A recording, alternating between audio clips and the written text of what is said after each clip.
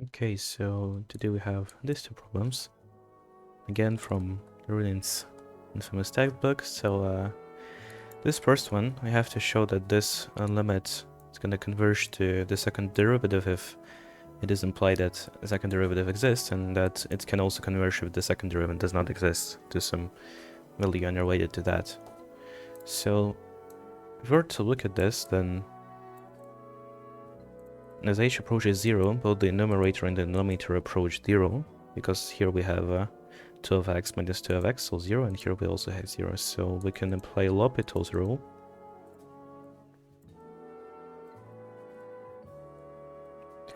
The first derivative is going to be f of x plus h.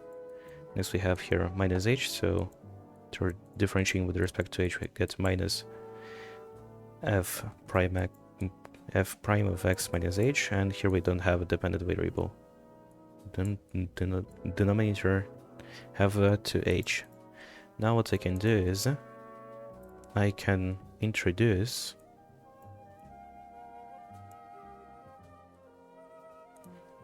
I could just go with the L'Hopital again.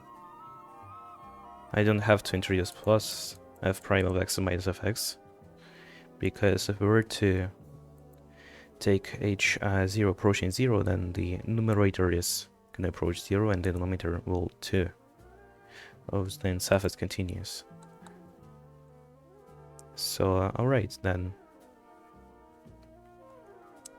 what we get is f prime prime x plus h, as we have minus times minus is plus, f prime prime x minus h over 2, and this is going to be just f prime prime of x. Alright, now an example, the first thing that you can think of is absolute value of x, but that's not gonna work here because we're talking about the second derivative. So what I'm gonna do is I'm gonna just take the undefined integral with constant 0. What we get is essentially minus x squared over 2 for x less than 0, and x squared over 2 for x greater than or equal to 0. Now if we were to evaluate the limit for this, first of all, do note that this is basically going to result in absolute value of x after differentiating it, and then at x equals 0, the second order derivative is not going to exist. Alright, so we can jump ahead to this part. So what do we have here? Well, we can differentiate second time, and we also take x as 0. Now, mind you, here f prime is going to be equal to f prime of x is going to be equal to value of x. So what we get here is absolute value of h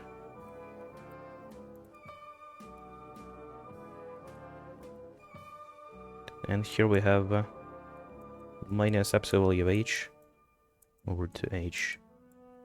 And well, of course, we don't forget the limit here.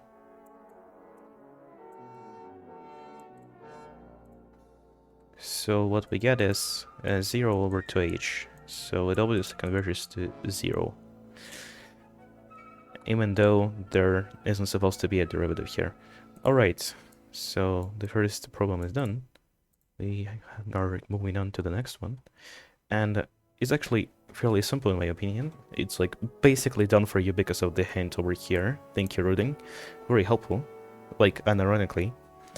So we have some starting point a, twice differentiable real function.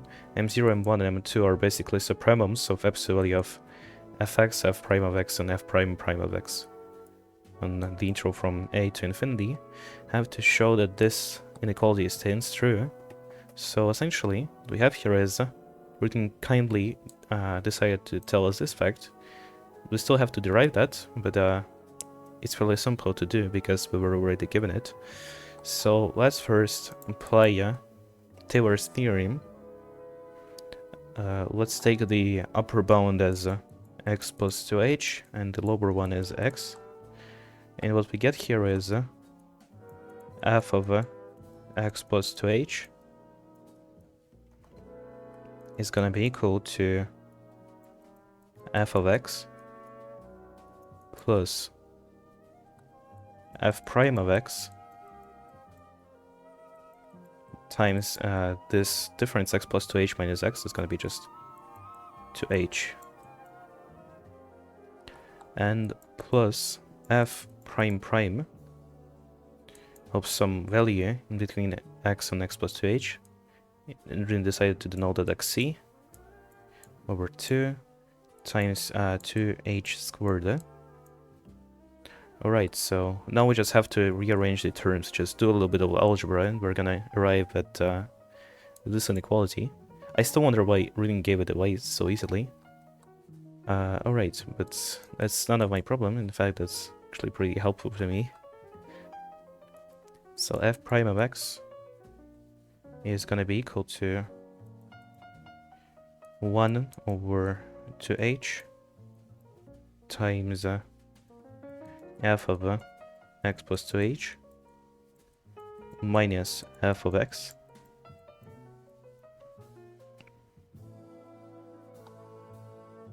minus,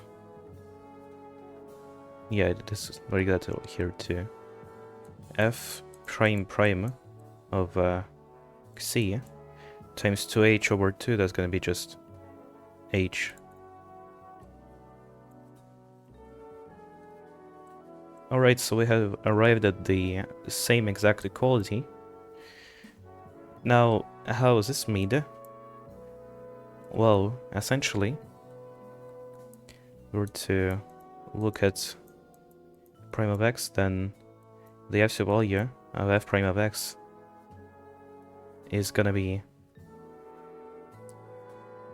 less than or equal to the sum. Well, okay, let's not denote like that. Basically, absolute value of this plus absolute value of this, h prime prime in theta, that's c, not theta, and that's gonna be less than or equal to 1 over 2h. Here we can just take the supremum m0, and here we can take the supremum m2, and well, now we can get rid of the 1 over 2 term. Go this way, 1 over h m0 plus h m2. Alright, so now what we can do is, since this is gonna be true for every f prime of x, then since this supremum is gonna be part of it for some f of I, well, not necessarily, it could also be basically a limit, you could say. But then what we have here is this equality part that kills it and does the thing that is required here. So what I can do is just replace it for m1 here. I could prove it rigorously, but it does take a lot of time and the video is already kind of long. I'd rather it ended as soon as possible. And now if I were to square both sides, what we get is 2m0 m2 plus essentially this term and this term squared. Now let's show that that's gonna be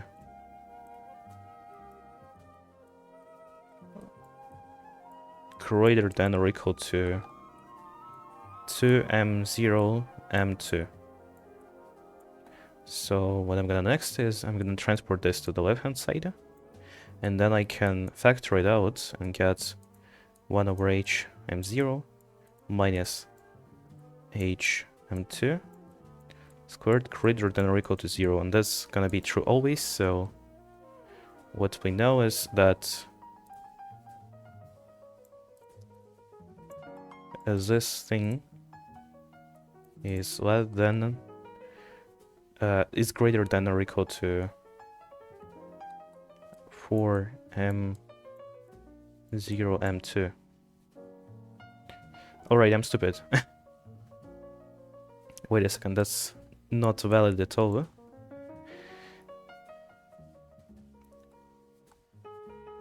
So we have to show this fact. Alright, how do we do that? Well, let's take 4m0 m2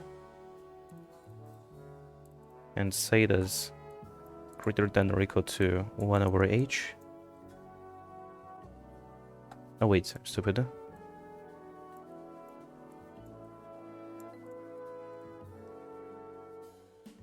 m0 plus h m2 and all of that squared. Alright. What we get is 2m0 m2 is greater than or equal to 1 over h m0 squared plus h m2 squared. Next we're transporting this to the right side and we get 0 greater than or equal to 1 over h m0 minus m2 squared. So what we have to show is that for some h it is gonna be equal to 0. Alright. So let's solve for h. First I'll multiply everything by h. We get h squared m2 minus m0 equal to 0, and get h squared minus m0 over m2 is equal to 0. H squared is equal to m0 m2. Since h is positive, we get h is equal to root of m0 over m2. So for that, h is going to be equal to 0. So yeah, we get that m1 is going to be less than or equal to 4m0 m2. m1 squared, I mean. Alright, cool. And another case where if m2 is gonna be 0, then we also have to show that this is gonna be true. Well, suppose m2 is 0, then we get m1 less than 1 over h m0, m1 squared less than or equal to 1 over h squared m0. And what we're gonna do next is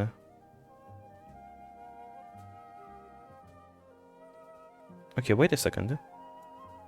Yeah, if m2 is equal to 0, then m1 is supposed to be... Okay, yeah, that makes sense. If m2 is 0, then f prime prime is 0, then m1 is gonna be a constant,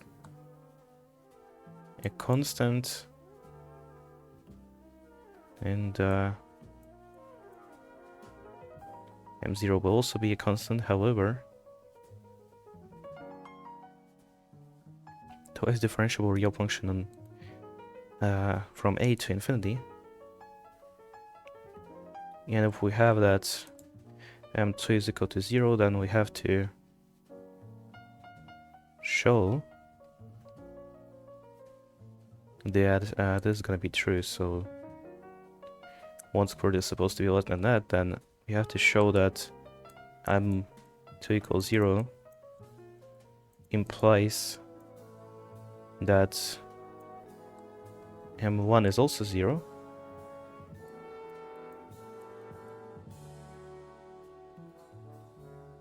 Well, f prime prime can be 0, then f prime is gonna be some constant. That actually makes little sense. And that actually might be correlated to making a lapse in judgment somewhere here. So let's look for it, I suppose. Although it is rather silly.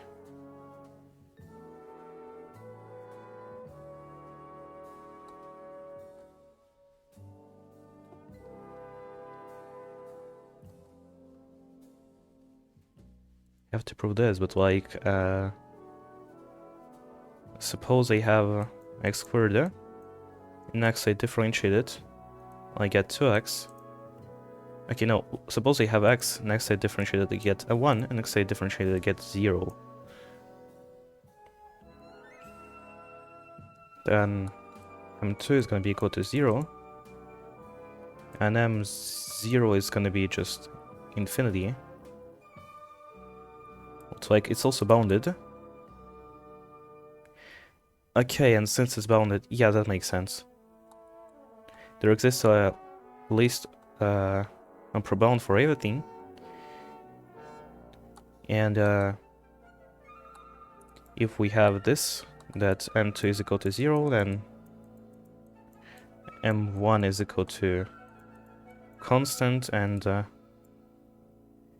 m0 is equal to that constant times x plus constant 2. Alright, and what we get is this is supposed to be bounded, so c1 is 0 for sure. Therefore, this is implying that m1 is going to be 0.